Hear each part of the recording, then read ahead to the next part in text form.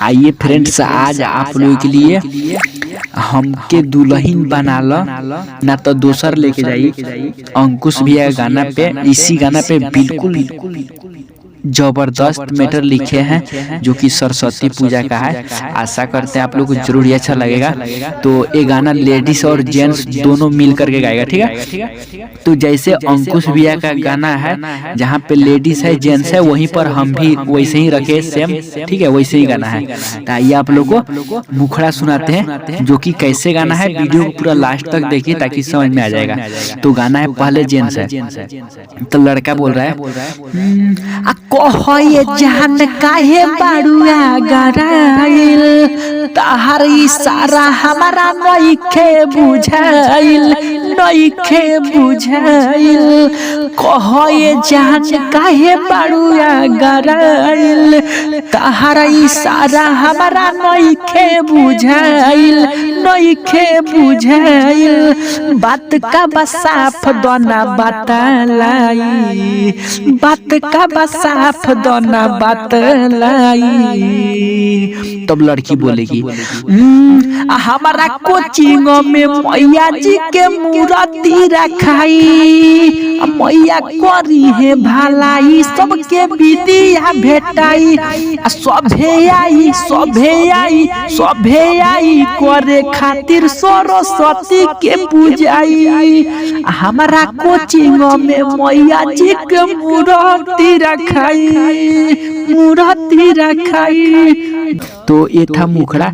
आशा करते हैं आप लोग को समझ में आइए गया होगा कि गाना कैसे गाना है। तो आइए आप लोग को पहला अंतरा सुनाते हैं, जो कि पहला अंतरा भी काफी अच्छा से लिखा गया है। तो पहला अंतरा है, आप लोग रियाज करके गाइएगा, ठीक है। हमको थोड़ा गाने में दिक्कत हो रहा है, कैसे रियाज करना पड़ेगा, आप लोग रियाज करके गाइएगा, ठीक है। तो आइए आप लोग को अंतरा सुनाते हैं पहला। तो लड़का है पहला। थक गइल हो खबू कही कहला राम हो, झोरा में कलेले बाड़ू कह जान हो, कह जान हो। थक गइल हो खबू कही कहला राम हो, झोरा में कलेले बाड़ू कह जान हो, कह जान हो। लेडीज है प्रसादी के सामान बावे झोरावा में हो, ओहे जब मैया चढ़ी भोरावा में हो, भोरावा में हो। अच्छा, गाँव भर के लोग तब बिटोराई, हाँ हो गाँव भर के लोग तब बिटोराई। ये लड़का था। गाँव भर के लोग तब बिटोराई। तब लड़की बोलेगी हमारा कोचिंग में मैया जी के मूर्ति रखाई, मैया करी है भलाई सबके विद्या भेटाई। सभे आई सभे आई सभे आई करे खातिर सरस्वती के पूजाई। हमारा कोचिंग में मैया जी के मूर्ति रखाई, मूर्ति रखाई। तो ये था पहला अंतरा, ठीक है। आइए आप लोग को दूसरा अंतरा सुनाते हैं जिसमें नाम है, तो आप लोग अपना नाम भी रख लीजिएगा। हम जो है तत्काल में आप लोग को समझाने के लिए नाम रख लिए हैं, कहाँ पे कौन सा नाम रखना है। लेडीज का भी नाम रख दिए है, ठीक है। तो आप लोग लेडीज के जगह पे जो गाएगा वो रख लीजिएगा। तो आइए आप लोग को दूसरा अंतरा सुनाते हैं। तो नाम वाला है पहला जेंट्स गाएगा।